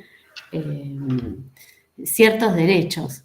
Entonces, eso, uno puede leer esas cartas diciendo esta gente se somete realmente a la autoridad, se arrodilla para pedir un favor, para pedir una ayuda excepcional, y uno, si uno ahonda, digamos, como decía Thompson, rasca en la superficie de esas categorías, se da cuenta que en realidad hay mucho más y hay una conciencia de derechos que es muy fuerte. Bueno, eso, y que hace que la relación con la autoridad, digamos, haya dos lenguajes, un lenguaje que es el del don, del amor, de la súplica, pero también un lenguaje que es el de la reivindicación, digamos, de derechos. Bueno, nada, quería agregar eso. Bueno, gracias, Emilia, bueno, por esto que decían Pili del horario y de tu dedicación también a la lectura. Va a cerrar Gustavo, que saluda, porque aparte cumplió con el tiempo perfecto, entonces le vamos a permitir a Gustavo cerrar. No, gracias por eso. Dos cosas. Cumplió años recientemente. ¿Cómo? Cumplió con el tiempo y cumplió años recientemente. Recientemente también. Con lo que decía Luciano, que Bourdieu tiene una frase interesante que dice que una institución que triunfa, uno olvida que tuvo un origen, ¿no? Y de ahí hace toda su genética sobre el Estado y muestra la importancia, ¿no?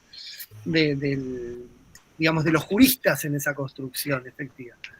Y en relación con esto y con lo que estuvimos discutiendo y con también la cosa que dijo Cristina y Pilar, sobre esta reducción que los portavoces del actual gobierno plantean en términos del manojo de derechos que se supone que deberían regirnos, ¿no? Que hablan de vida, propiedad y libertad, y ahí se agota en todo caso la cuestión.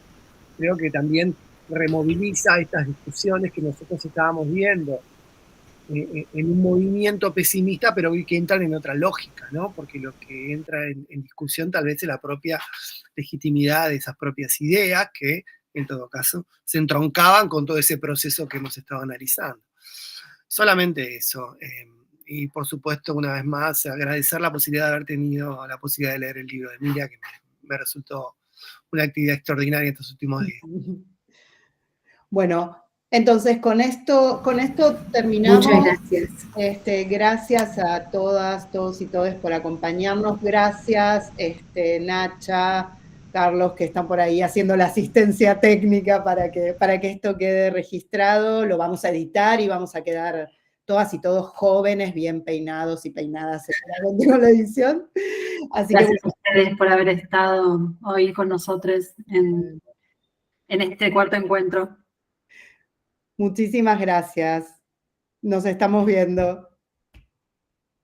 Gracias por la invitación nuevamente. Oh, gracias, Emilia. Chao. Que descanses. Gracias.